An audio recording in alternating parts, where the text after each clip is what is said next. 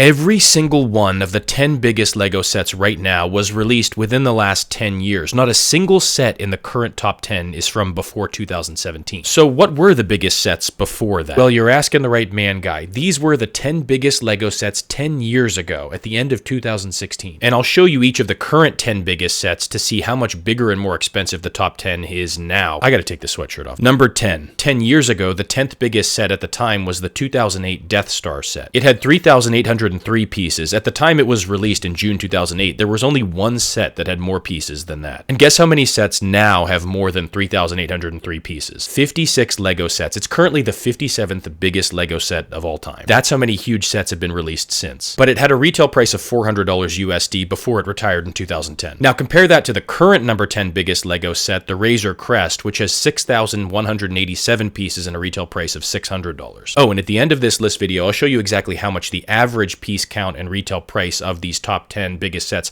has increased from the 2016 list. What percent increase do you think it'll be if you had to guess right now? But number 9, 10 years ago, it was Bucket Wheel Excavator, which was released in 2016. 2016 was the year that LEGO really began focusing on bigger and bigger sets. In fact, check out this graph that shows how many of the current 100 biggest LEGO sets were released in each year. Almost all of the 100 biggest sets right now were released in 2016 or later. But Bucket Wheel Excavator had 3,927 pieces and a retail price when it retired of $280. Now compare that to the current number 9, the AT-AT, with its 6,785 pieces and retail price of $850, or at least that was the retail price before it retired at the end of 2024. I'm still upset I never bought that one. But number 8, 10 years ago, the 8th biggest LEGO set was the 2016 Death Star. It had 4,016 pieces and a retail price of $500. That's a price per piece of 12.4 cents. We'll see one more Death Star set very soon, the new one from last year. Do you think the price per piece on that one will be higher or lower? We'll find out. But the current 8th biggest LEGO set is Venusaur, Charizard, and Blastoise. 6,838 pieces and a retail price of $650. Number 7, 10 years ago, number 7 was the Disney Castle, which was another 2016 release set. 4,080 pieces and a $350 retail price. Today, the 8th biggest set by piece count is the 2017 UCS Millennium Falcon, which has 7,541 pieces and a retail price